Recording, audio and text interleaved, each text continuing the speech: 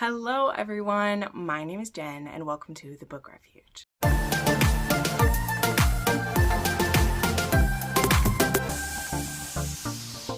Hi friends, welcome to another one of my favorites videos, and today we are doing my favorite fantasy romance, so my top 10 fantasy romances of 2024, and I'm so excited to be doing this. I'm really glad that I did break these lists up.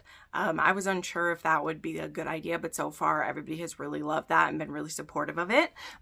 So we're going to do that again for fantasy romance. But first off, I am partnering with Miss Blue for this video today. So I'm going to talk about them a little bit, and then we will get into the recommendations and or my top 10 fantasy romance books that I read this year. And I'm actually wearing the two pieces right now.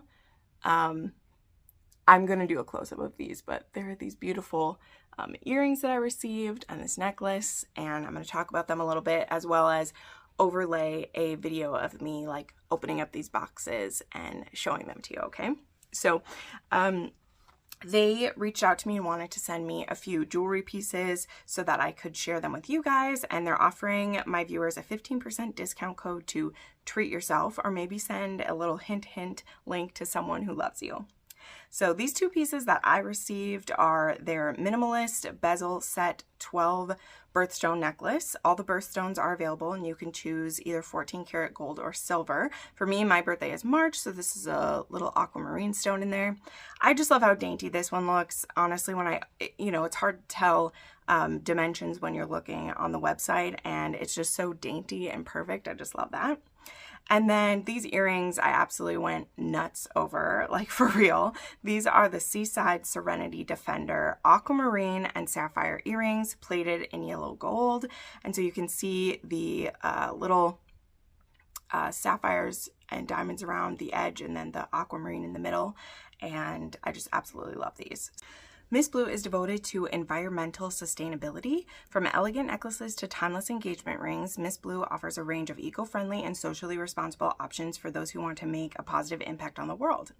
They are 100% handmade products with personalized customization. Each diamond is grown in a controlled environment, utilizing cutting-edge technology to produce stones of exceptional quality and brilliance.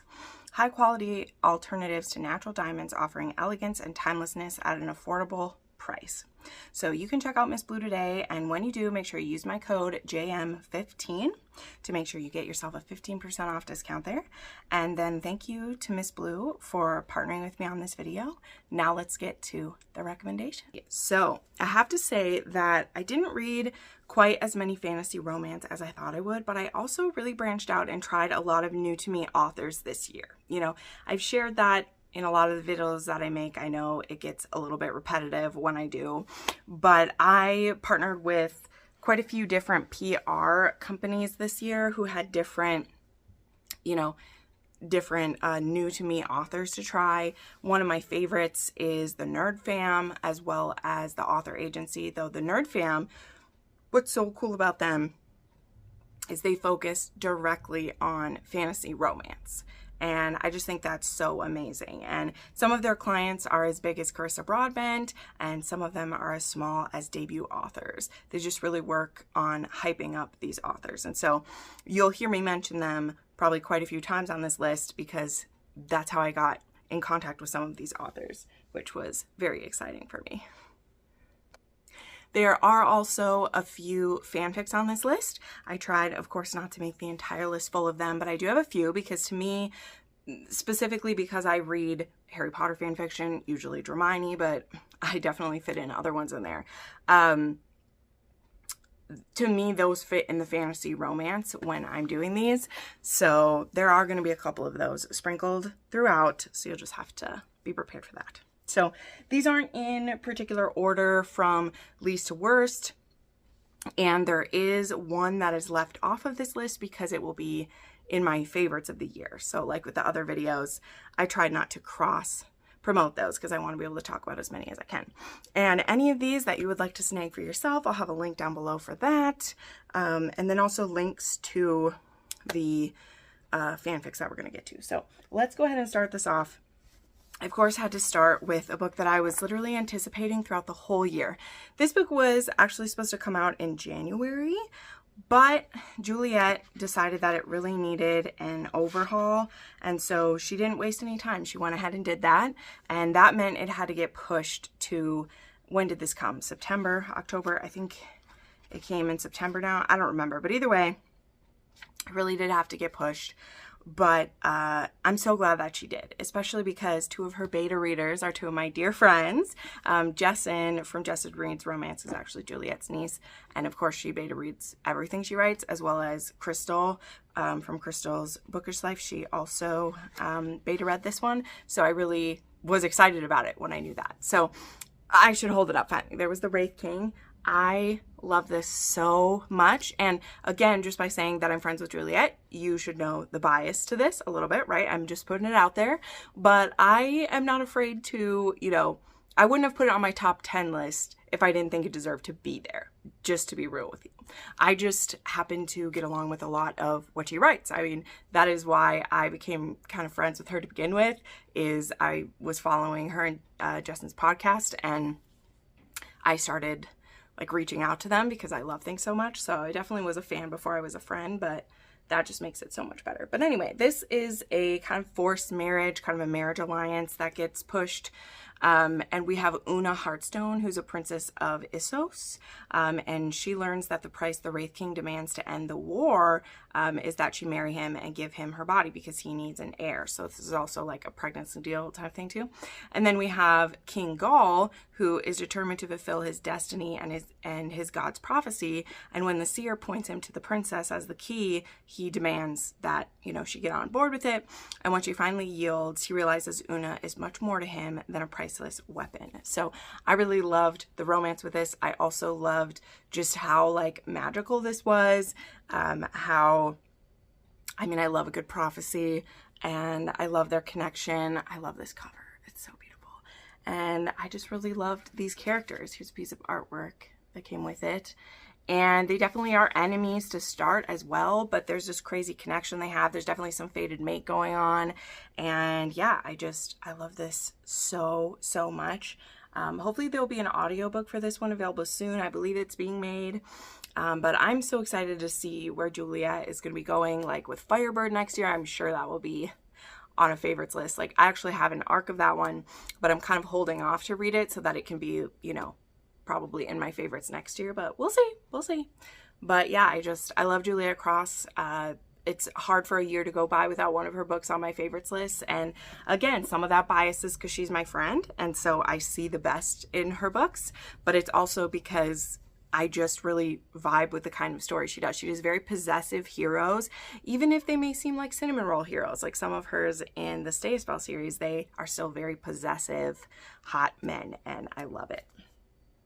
So another book that I really enjoyed was The Ever King, and this I believe is called like the Ever Seas series, and The Ever King and The Ever Queen are like a duet within this series. But the book that actually got me into reading this was going to be The Mist Thief, but my favorite one of these three I read was The Ever King. But Nerd Fam gave me a copy of The Mist Thief, and, you know, that one is the start of a new romance, and that one is kind of like a standalone within the series. But the audiobooks weren't too expensive for The Ever King and Ever Queen, and so I snagged those and I listened to them, and those were great. I love the narration of those. They were so fun. And I just gobbled both of those up. And then that made me even more excited to start The Mist Thief. But so The Ever King is the one that's on this list though, and this is just great. This was like Pirates of the Caribbean meets what did we say was meeting? But it was like Pirates of the Caribbean meets, what is it like meeting? I can't remember what it said. You know, they always come up with an anecdote of that, but there's definitely some Pirates of the Caribbean vibes. This is enemies. This was the heroine does kind of like a favor for this son of the enemy when she's young. And now it's many years later, and their kingdoms are still at war with each other, but now he's the king of his land, and he's told that the king, her father, has something that he needs. And so in order to force the father's hand to give it to them, they kidnap her.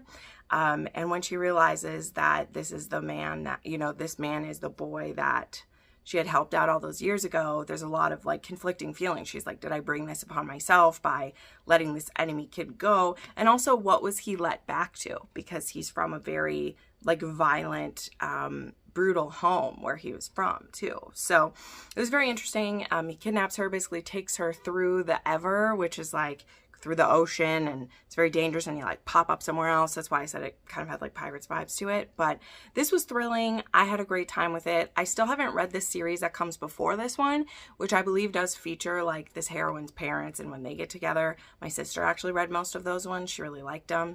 So I assume someday I'll get to those, but I'm looking forward to continuing with this series because the next one will now be another new couple. I'm looking forward to continuing with it, but I really liked this. This was my first LJ Andrews. I want to say Julia Andrews. LJ Andrews, and I loved it. Okay, then we have one that I have talked about like constantly since I read it, and this is definitely in the top. Like if I was like listing these ones, this one's definitely near the top for my favorite fantasy romances, and that of course is Embers in the Snow, which I just loved so much. This was one that I had an audio like ALC of this one, and Must Love Audio was another PR company that got me into a lot of books, and I just knew that Shane East was narrating this one and that it was a vampire-esque romance, and so I got into it. The cover of the one that I read didn't even look like this.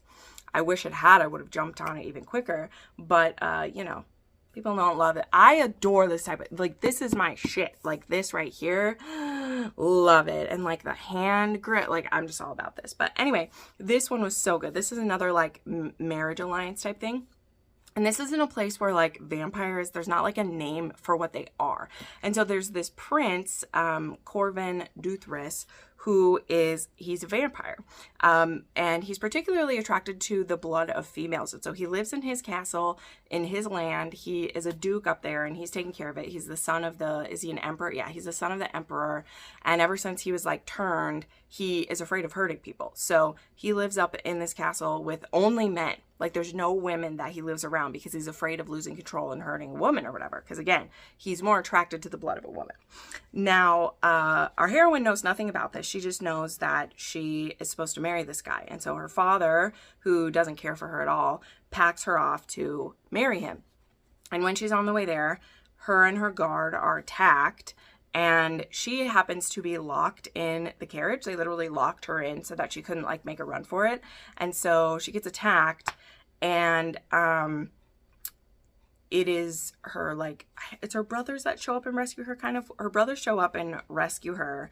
She has younger half-brothers, but one of them ends up getting hurt, too. And so she makes a run for the castle, and she ends up running into Corvin. And when Corvin sees her and smells her, he literally instantly bites her. Like, he cannot control himself, right? Because this is like fated bait situation. He can't control himself, and he's horrified, but he also is like, gets such a power surge from her, and there's so many like feelings and all these things going into that there's just this crazy connection. And so when she learns that this is who she was supposed to marry, she also realizes that she was kind of sent to a trap at the same time. But somehow, and what really made this work, okay, because this did not go the way that a story like this usually does, where it's very much enemies to lovers and, you know, forced into things and all of that.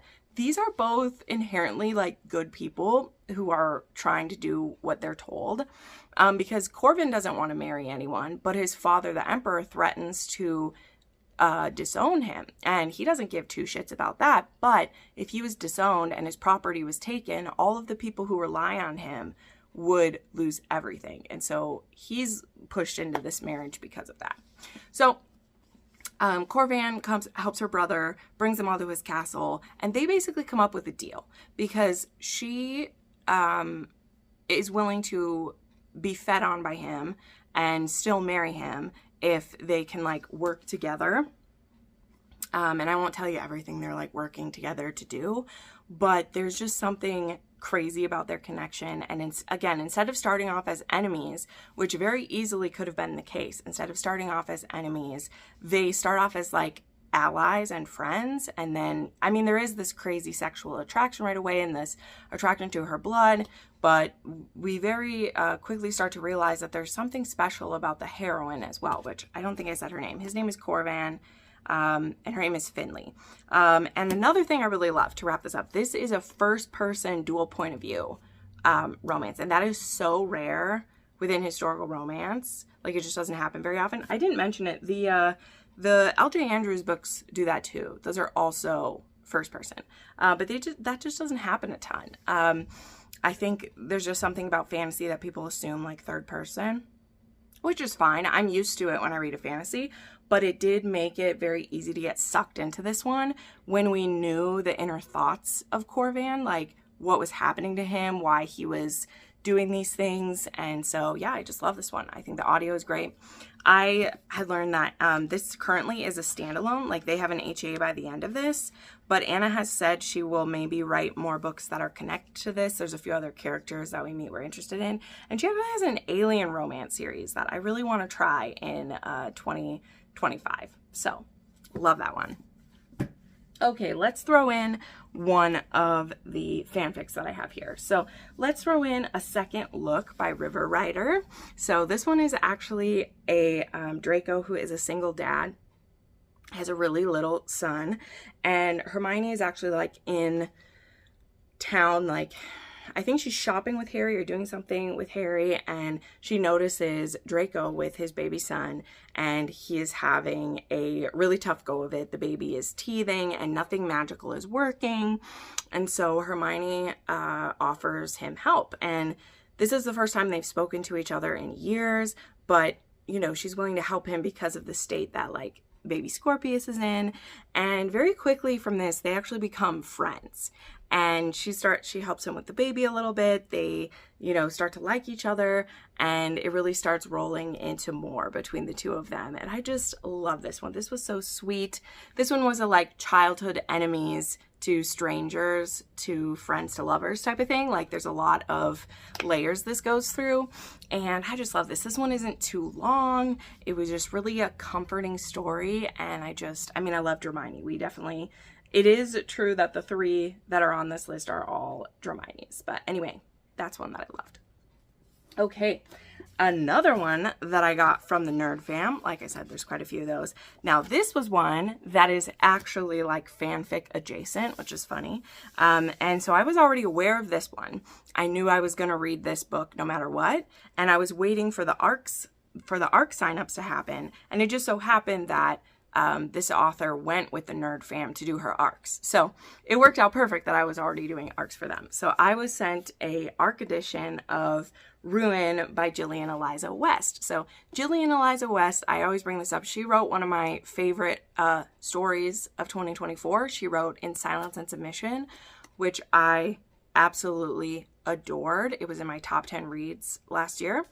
And this was her debut, like, real book. And it's going to be a duology. She is working on the next one. And this is kind of a Hades and Persephone, Beauty and the Beast type of thing. There's the kingdom of the living and the kingdom of the dead. And our heroine has this curse, Aurelia is her name, that for 245 years, no one could touch her without being, like, obliterated. Without literally, like, poof, in a puff of ash, they crumble and disappear. So she hasn't had any type of touch without catastrophe in 245 years. And in the beginning of this book, she is living in the kingdom under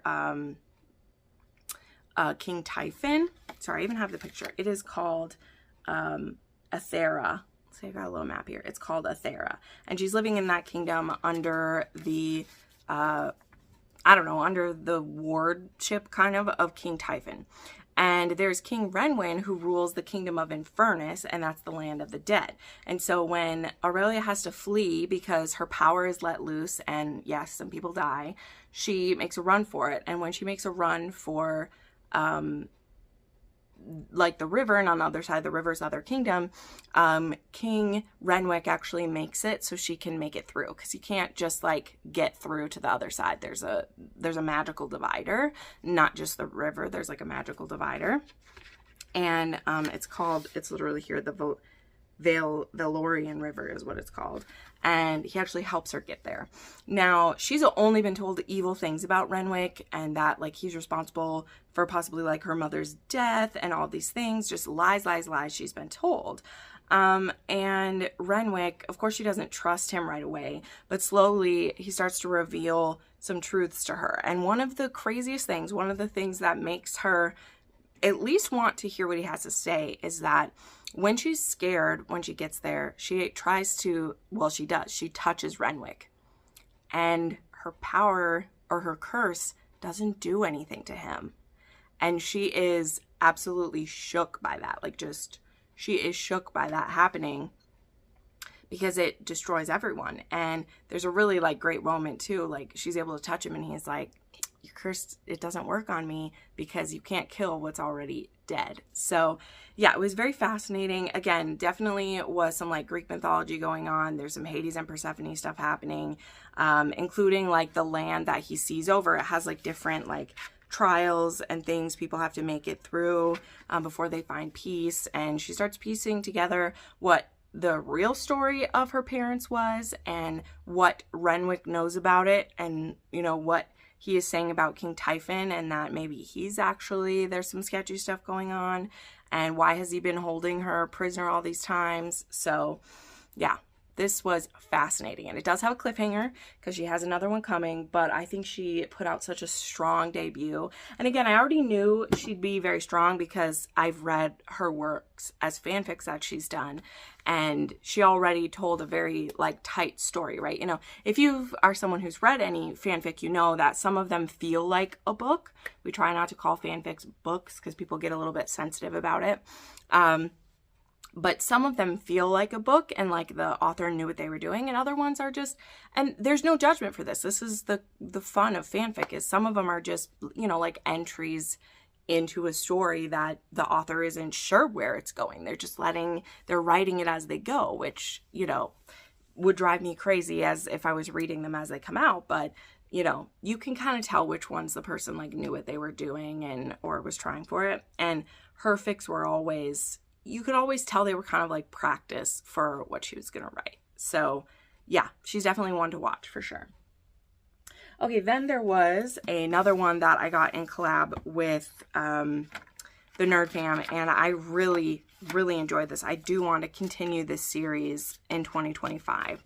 And this was Trick, which is the first in the Foolish Kingdoms Dark Season world. So this is book 1. And I believe the first 3 are all about Poet and what's her name? Briar. I believe this trilogy is about them, and then she's still like writing in this world. But this is a very like dark world for sure, and Trick is like a court jester, and our heroine is the princess of one of the kingdoms, and all the kingdoms are together for this like kind of celebration. And in this world, people born with mental illness of any kind, well, like mental illness or mental diversity, they belong to the kingdom. So they are literally wards of them. And in some kingdoms it's worse than others. In some kingdoms they are slave because of that. And in some kingdoms they're just, you know, maybe not treated the best or whatever, but they're basically at the whims of that kingdom. And this book really like shook me because Poet is keeping a secret, and Briar finds him very fascinating, but she isn't sure whether he's just teasing her, trying to like mess with the virgin princess or what's up with that, or if there is something more to it. But she can't seem to stay away from him, and when something pretty dangerous happens and she ends up having to be like holed up at, well, I think she rescues him is what happened. There's something, and she rescues him and takes him to his home to heal. She learns what his secret is, and now she is actually full-chested in on what he is trying to do.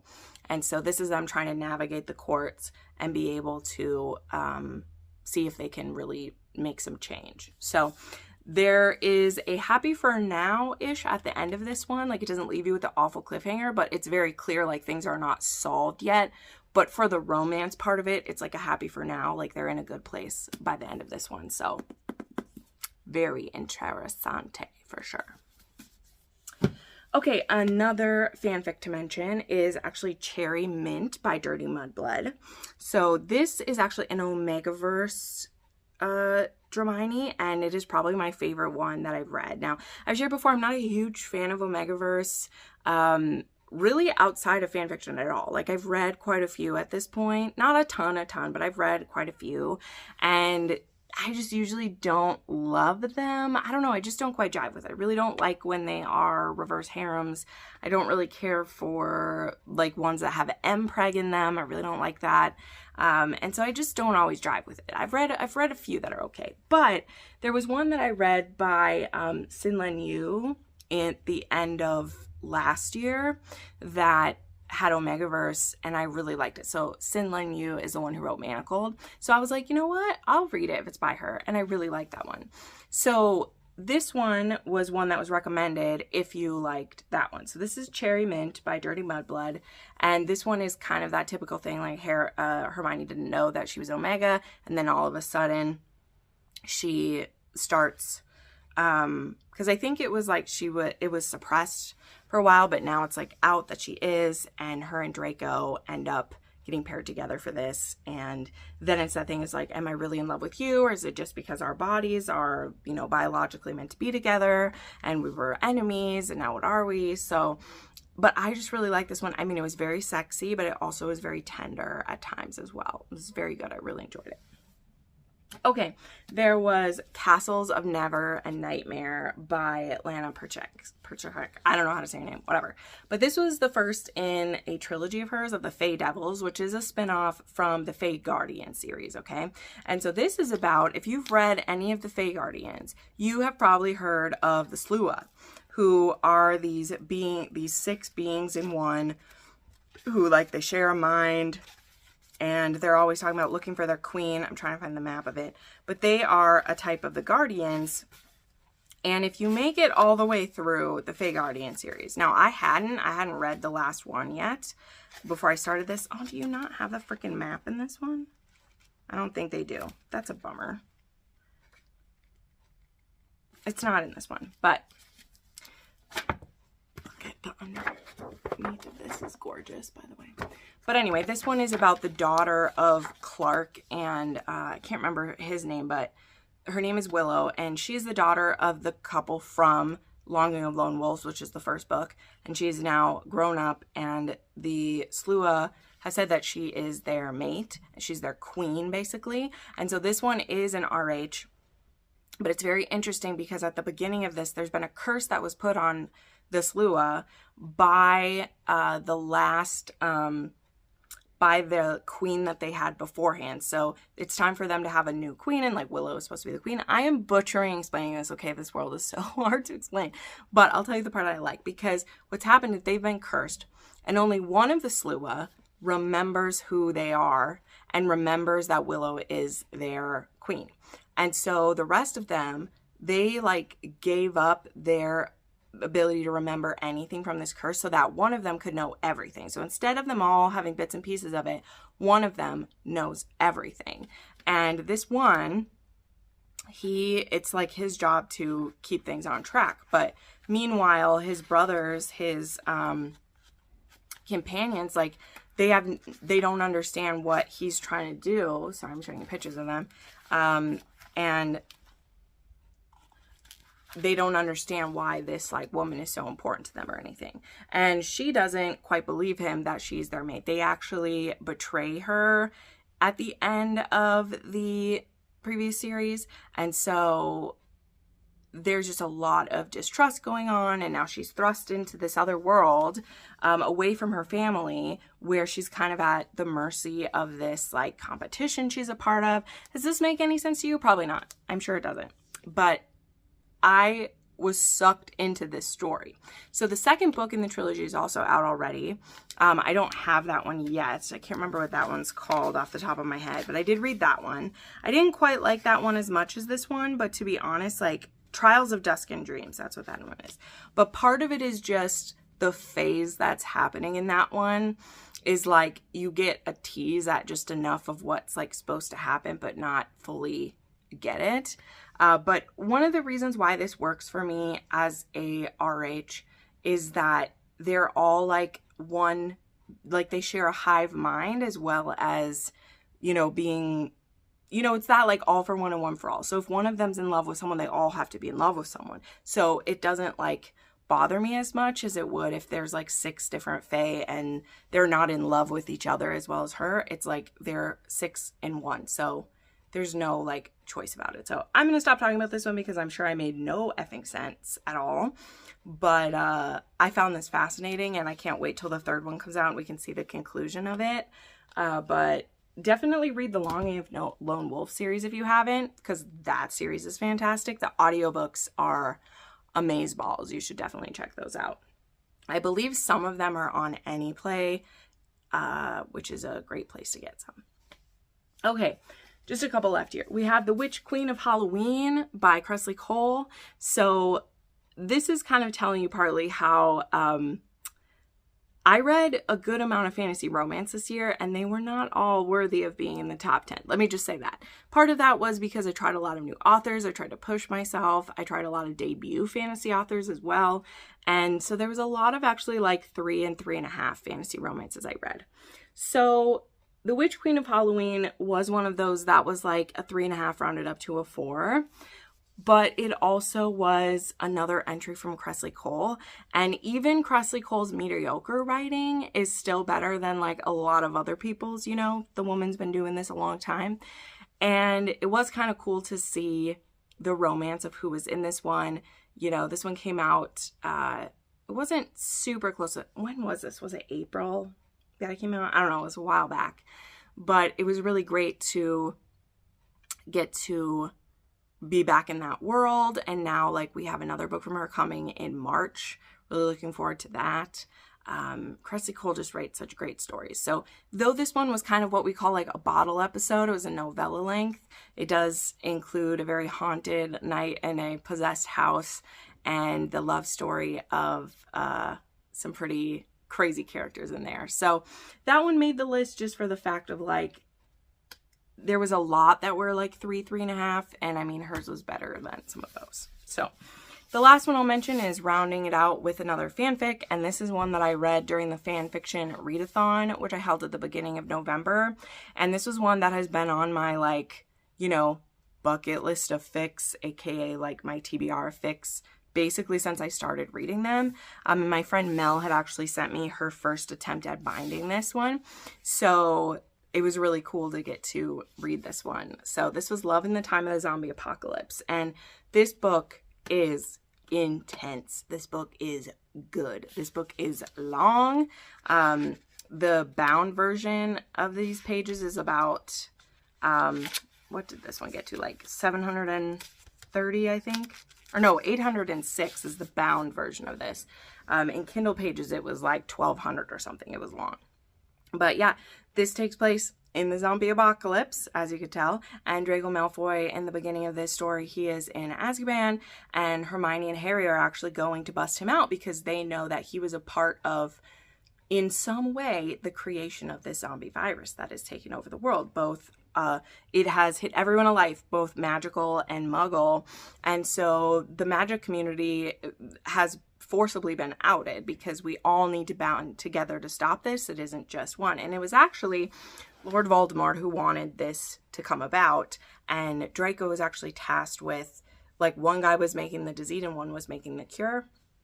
And at some point, Voldemort actually, like, turned on Draco, and he's the reason Draco ended up in Azkaban. And Voldemort's now dead, and the world is, like, it's falling apart. But for the most part, he's actually been safe in Azkaban. And Hermione and Harry show up there and bust him out and bring him to Grimmauld Place to help them with Project Christmas, is what it's called, to try and create a cure. And in the beginning of the story, actually, Ron has gotten the zombie virus, and they have some ways to hold it off, but as of now, they don't have a cure. And so they're obviously trying to find a cure before Ron completely succumbs. There is also an evil human billionaire who has a floating armada of which is keeping some wizards captive there. There is gladiator events making people fight zombies. There are zombies of varying levels of intelligence, which is interesting. And there is a slow burn enemies to lovers. And the Draco in here would literally is like the whole world can fucking burn. They don't deserve my help, but I'll help them for you. And the things that this Draco does, the depths that he has to go to, but yet the reasons that he does it for are, it's pretty amazing. It's amazing. The complex relationships and pairings in here. Blaze Zambini has a little boy in this story, and he eventually gets adopted by Hermione and Draco at one point. Oh man, this story just, it wrecked me, but it was like so good. Like, it's not the same type of dark that's in like a Manacled or an Auction or things like that. Though there is some sexual assault that happens in here. That's not the main darkness. The main darkness is just like human depravity, and you know, it's also like dystopian, which I love dystopian. And this Hermione and Draco are forever going to be some of my favorites that I've read, just because they're so complex in here. And their romance is so hard won. You know, that's what to me compares it with Manacled, is how hard won their love is. And also, sorry to say this, and also like Manacled, it has that type of ending where the people kind of turn a bit on the people who saved them. And in this story, this author did write a significant part like after we do cure it and the ramifications of that and everything. And I found that to be, well, it dragged on a tad. Like, I wish some of that, you know, could be pulled out of it once I read the whole thing. It also was just great at showing the cost of a war, you know? So yeah. But anyway, those are my favorite fantasy romances that I read in 2024. Let me know what yours are, if you agree with me on any, or if you have some you think should be on my list. And again, thank you to Miss Blue for partnering with me with this video. Again, I'll have my coupon code down below for those if you want to check them out.